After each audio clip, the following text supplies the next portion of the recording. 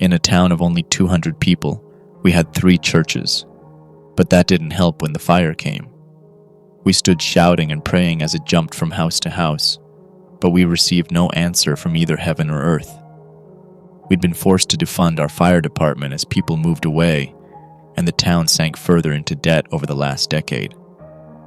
There'd been some hope of gap funding to get us to the next fiscal year, but the November fire was burning that hope away right before our eyes. Lacking any other option, we turned to the collective entity. It was actually my idea. I was one of only 4 recent college graduates that had actually returned to Malinta after escaping, so no one else even considered it. The only thing our town was known for was having elected as mayor an accused witch instead of burning her at the stake. It was to her artifacts in the mayoral building that I ran. In one of the glass cases was a scroll from 1880, and I'd memorized the text as an intrigued child. I broke that glass with a rock, carefully took the scroll, and ran back to Turkeyfoot Avenue, where most of the townsfolk had gathered. The debate over whether it would actually work was short. Melinda Elizabeth Benzing was a revered name by the old-timers, and anyone younger was willing to try it regardless. The namesake of our town had not been a witch in the sense that she'd trafficked with Satan or demons. Indeed, she'd claimed those evils didn't even exist. Instead, she'd been some strange sort of purveyor of very real human energies, and that was the primary power in the scroll. According to the text, if we overlaid our hands in a very specific tessellating pattern, and all held the same thought in our heads, we could give our support and willpower over to a collective entity born of us. By haunting firelight fueled by the homes and possessions of our community, we swallowed down our trepidation at the strange ritual and stood in the middle of Turkeyfoot Avenue in the manner described. It needed to work. It had to work. That night, I saw fear in the eyes of my neighbors, and for once I understood what it meant to be a part of a place. Like my friends, I dreamt of escape, but they'd had the money to actually do it. My life, therefore, was on the line just as much as any of these people. I gave my willpower, and shockingly, I felt it drain forward through my arm. Our tightly patterned knot of people began to glow. Subtle light passed through our arms, flared in our fellows, and continued on stronger. As it reached the front, Old Man McCree gasped. The sum total pushed out through his chest, and he fell. No one ran to him, for all eyes were on the white glare floating slowly away from us. I shouted, "The fire! Think about the fire!" As one, we sent out our hopes to it, and it began to ascend. It began to take shape. Flowing white robes, a golden halo, a benevolent face. It floated up and over the burning houses. It spread massive ivory wings. Then rain began to fall. But not from the sky, from beneath those spread wings. Little by little, flaring pillars of orange dimmed to embers, and then went dark. We stared in amazement at the being that we'd created. It had actually worked. I'd once seen the ghostly Indian warrior on Turkeyfoot Creek Bridge when I'd been 10, so I knew the supernatural was at least somewhat real, but it absolutely astounded many of the others. "It's exactly as I imagined it," one of the older women said in awe. Another agreed, "Me too." "It's an angel," yet another added. Meanwhile, the other 3 college grads and I rushed down to check on Old Man McCree. He was fine, but his hair had stood up straight on end, and touching him gave us static shocks. He stared at us with wide eyes and insisted he was all right, and that we needed to let him alone. The sky over our homes was dark again, and the heat of the fire had faded, so the chilled townsfolk began to disperse.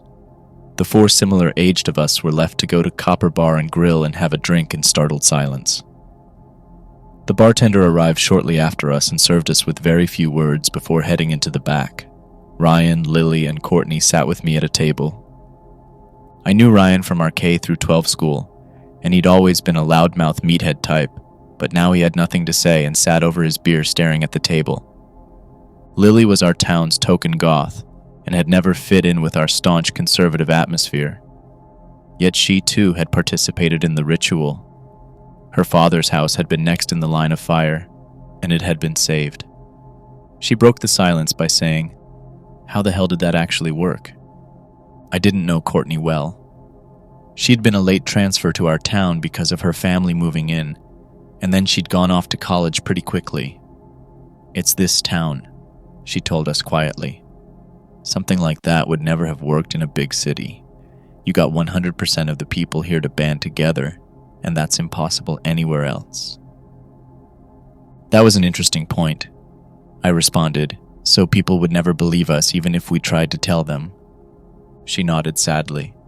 Ryan slowly lifted his head. He hadn't heard us. Instead, he said, "This is it. This is how we fix things." Lily looked over at him in askance. "We do it again," he elaborated. "Have it plow fields, grow crops, save the town." She shot back, "Forget farming. Let's make it construct a factory. We can sell electric cars."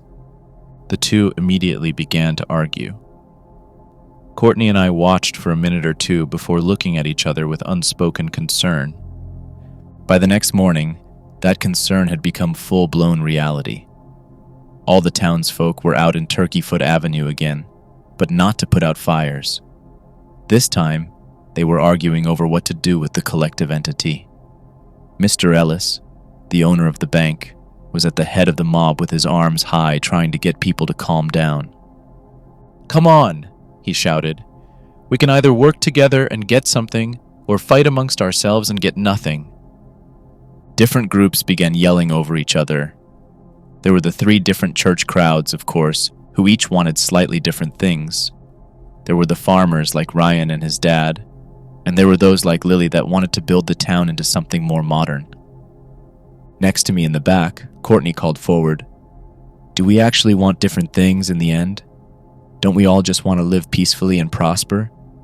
Why don't we do all those things?" Ellis pointed at her and said, "Good idea. Someone get a table, and paper and pencil." Someone suggested, "Well, if it's going to be official, we should do it in pen." "Good idea, Earl." Ellis motioned over the men who had grabbed a table from a nearby house, and they set it up in the center of the street, right on the pavement. "Someone got a pen?" Widow Stevens offered a pen. "Hey," someone else complained, "that pen's got Trinity Lutheran on it." "Yeah, and..." "Well, that's not fair. What about Melinta Memorial United Methodist?" Ellis put a hand to his forehead briefly, then looked up and around. "Does anyone have a pen without any logos or words on it?" My three new friends and I watched as they hammered out a charter related to use of the collective entity. Everyone would get what they wanted in turn, but they spent several hours arguing about the order in which everyone would get what they wanted. As dusk neared, they'd finally done it. They'd crafted a plan that all 200 townsfolk could actually agree upon, and happily so. We had few enough and similar enough people that there was no outlying group left behind, and I imagined that was pretty wondrous. The other surprise, around the time darkness truly fell, was that the entity did not need to be summoned again. It appeared in the skies above us dimmer than before, drained even, but it was still there. Here was the first true test. Ellis read from the charter. The first miracle would be to heal Old Man McCree's sick dog. His wife had died the year before, and he'd fallen the previous night, so it only seemed fair. As one, the 200 of us assembled there lent our support. Little sparks of white energy left each of us, and went to the being in the sky, which grew back to full brightness, and then disappeared in an umbrella-shaped flash of light over McCree's house. His dog leapt through the dog flap a few moments later and ran happily toward him with the energy of a puppy. It was a truly good thing to witness, and McCree cried and thanked us all profusely. That was it for the day, and we separated into our little groups again. We were all smiling as we sat at copper drinking, but I had to admit I was feeling a little tired. At first, I chalked it up to the day's lengthy debates, but I saw my friends yawning as well. Courtney said what we were all thinking. Man, giving that energy away really took it out of me. How about that? It was a massive red flag that none of us paid the proper heed. The next few nights we gathered to fix damage done by the fire. After, we still went to the bar for drinks, but that soon changed. After a week of minor miracles that everyone had agreed upon, I was too tired to stay out. I went home and immediately fell asleep in bed, only to awake as if I had a hangover anyway. As I groggily stepped out, Courtney was on my porch with a coffee for each of us. "We have a problem." I guzzled the hot coffee, winced at the morning sun, and nodded weakly. There were already others gathering on Turkey Foot by the time we walked there. They were tired, too, and much worse for the wear because they were older than us. Mr. Ellis was there with bags under his eyes and holding a discussion. He waved Courtney and me over as soon as he saw us. "Now here they are. Hey kids, you look better than we do, but is it safe to say you're feeling under the weather too?" We nodded. "Definitely." "Well then, it's no mystery what's happening." He sighed. "What we give to the angel does come at a price. It ain't free. Therefore, we're going to have to hammer out some sort of payment plan." A few tired folk laughed, since Ellis was the town banker, but he hadn't been making a pun. "Look," he said, "you young ones bear it easier than us, so it's going to come harder on you no matter how we slice it. Courtney, you work the quick stop, don't you?" She narrowed her eyes. "Yeah, why?" "Well, how about you forget that and just spend your days eating and exercising and generally getting well?" He looked at me. "You too?" "What, like quit our jobs?" I asked, a little incredulous. "You're still working," he replied positively. "Just for the whole town instead of just yourselves." Wow, what a dick. I went to say something nasty, but Lily and Ryan arrived from opposite directions before I could, and Ellis gave them the same suggestion. At home, my parents immediately undercut my anger by telling me they were proud of what I was doing. Ellis had called them, and they understood, and would support me with food and petty cash until the year or so of planned miracles was complete. Begrudgingly, I agreed. And for a time, it actually worked out. I spent each day running, lifting weights, and eating carefully balanced diets. I got in shape and I felt great, at least until dusk, when the wind would be taken out of me in a basketball-sized orb of white light and I would be left winded, shaky, and weak. The older folks still gave, of course, but their contributions were the size of tennis balls or cherries. In return, I got to see whole buildings emerge from the ground in moments, and I got pats on the back and cheers from my entire community. For a time, Ryan, Lily, Courtney, and I were hardworking heroes. But as the tasks grew in scope, so too did the energy required. By March, I was returning home to alternately guzzle Gatorade and throw up for hours. I didn't want anybody to see me struggling, least of all my parents, but I was reaching my breaking point. Not only was I physically ill every night, I hadn't had time for a social life in months, and I was beginning to feel cooped up in a prison with no walls. When that dusk finally came that I had to hold up my hands in defeat and say I couldn't give, everyone else had gotten used to our new prosperity. Next to me, Courtney held her sides and nodded too, wordlessly agreeing that she also needed a break. Ryan's dad was there with a firm grip on his son's arm. "They've pushed back our miracle nights for emergencies too many times. Our fields need fertilized. They can't just be left to dry out." "It's fine," Ellis said to everyone. "We can all give a little more now and then, can't we?" They couldn't. They got the mundane miracle done that night, but it eviscerated the older folk, sending them to their beds for the entire next day. They hadn't realized how onerous the burden had become. But strangely, they weren't more appreciative the next evening. I was feeling a tiny bit better, but they were sick and confused and angry. I tried to tell them, "Don't you see how hard we have to work to support all this for you?" That just seemed to make them angrier, as if they didn't want to face what they were doing to us. "You're just whining," Old Man McCree shouted at us. Others jeered and agreed. Lily flicked them off. Widow Stevens spit on Courtney. "Lazy piece of crap." Courtney stilled my sudden move forward with her left hand and pointed with her right. "Fine, screw you guys. We're not giving anything anymore." Ryan urged us.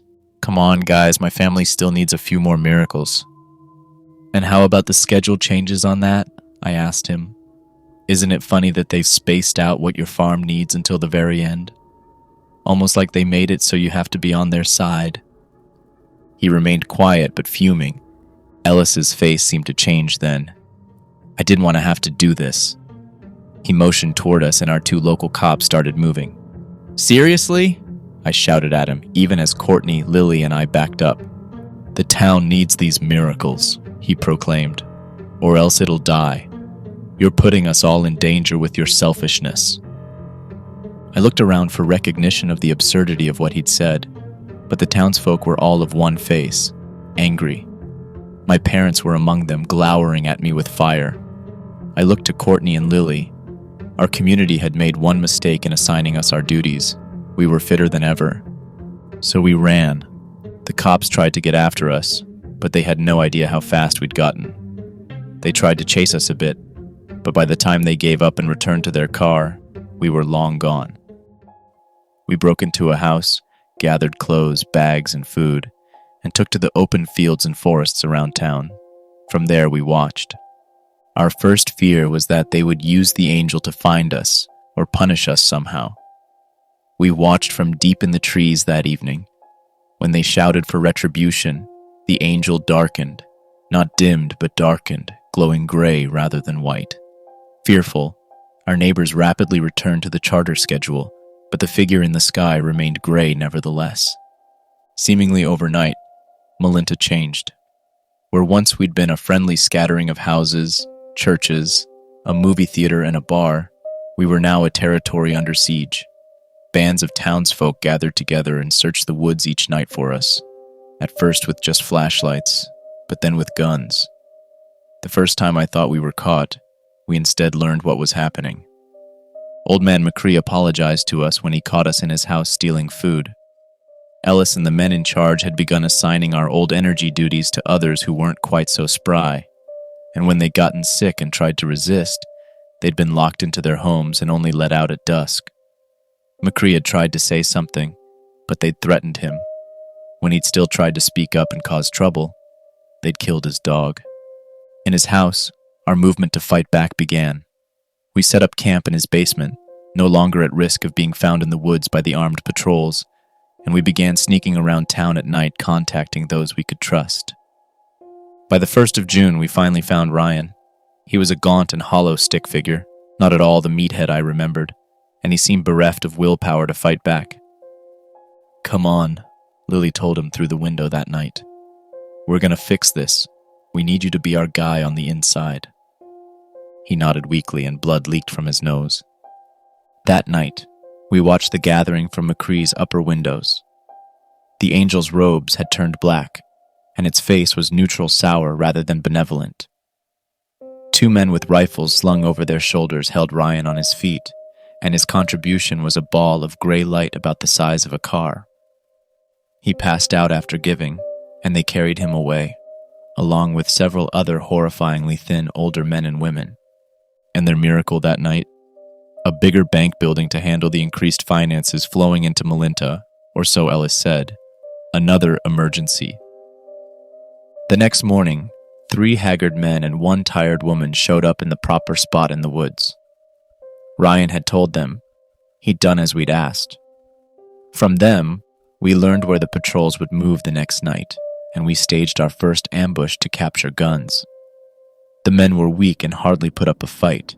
They were only dangerous because of their weapons. Ellis was taking more and more every day, leaving them sick and feeble. But he'd also purchased a shipment of more dangerous weapons and armed his closest men. By August, the evening ceremony became an army-defended fortress we couldn't even approach to watch. On the 5th of August, they took my parents. Previously, hurting loyal followers had been forbidden, but the community had turned on them as our interference had grown more persistent. Fully half of the captured town had grown bitter, angry, and supportive of our cause, and the other half had gotten desperate. I was convinced there was nothing we could do, but Courtney promised me in private we would fix this, even if she had to die doing so.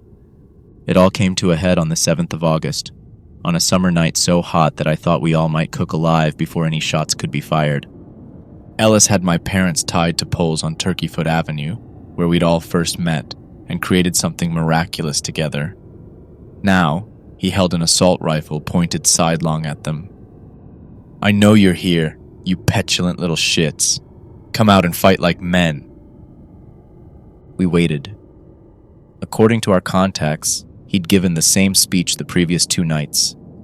He had no way of knowing if we were actually in the buildings all around him. He'd made them all too large and opulent to defend completely with his army. We crouched among palisades and minarets, watching. "Come forth, Angel," he called, turning to our collective entity as it appeared for the evening. Courtney clutched my wrist like an iron vice. Across the street on another roof, I saw Lily grow as pale as the goth makeup she used to wear. Our entity's gorgeous feathered wings had now become leathered, and it had horns in place of a halo.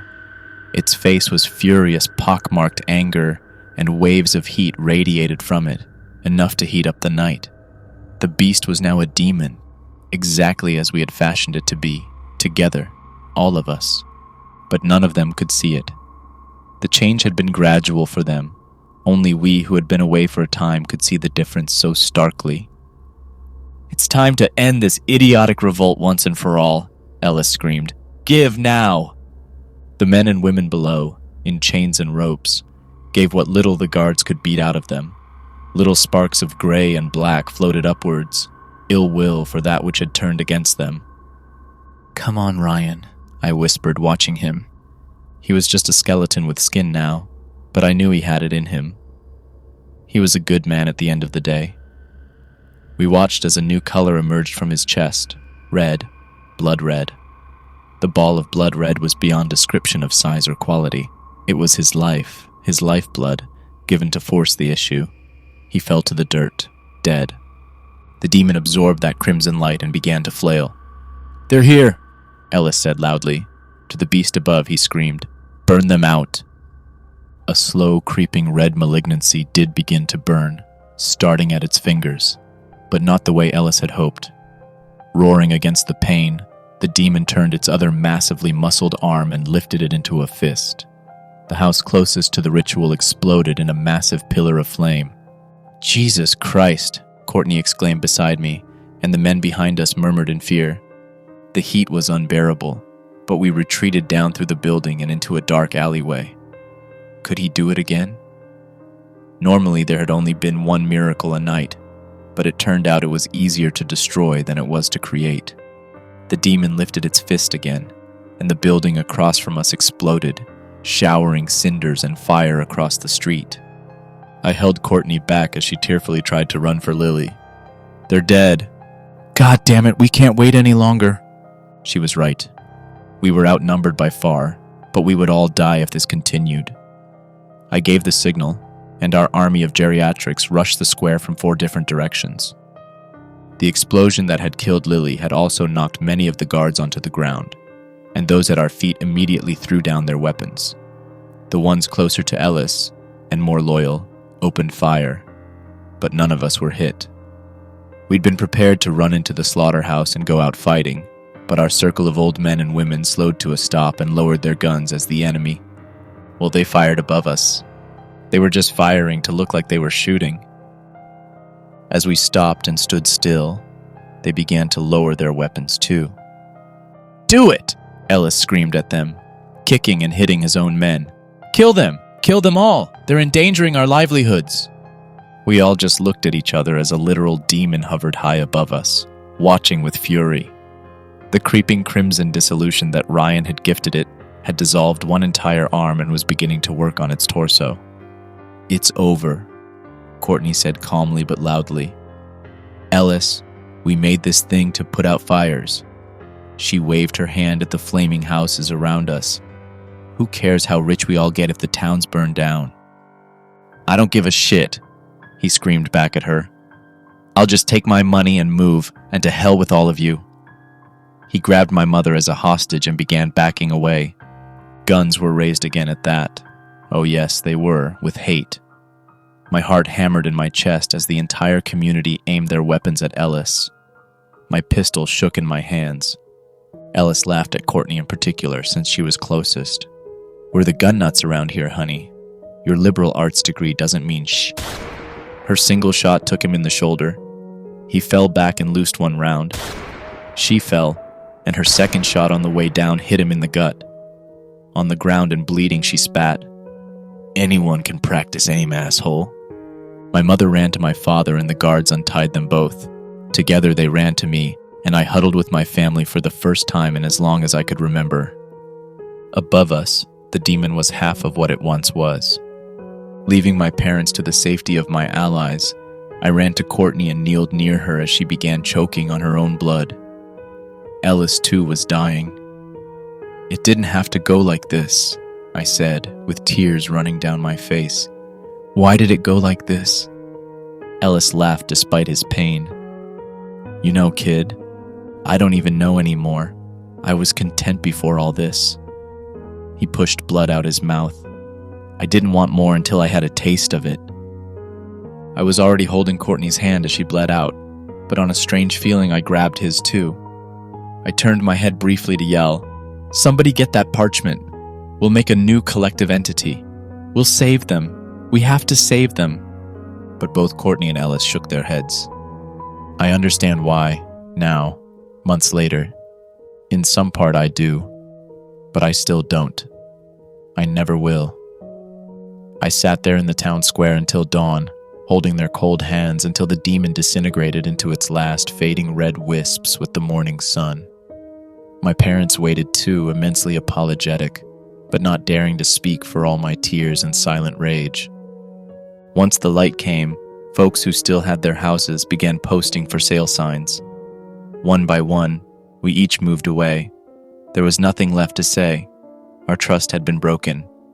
There's still a Malinta, Ohio, but it's not the same. The community that once existed is gone. The name is still there, the buildings are still there, and the land is still there, but my home is no more. But strangely, it had to happen. Better a painful memory than a living nightmare. Be careful what you build together, for the better angels of our nature don't always remain that way.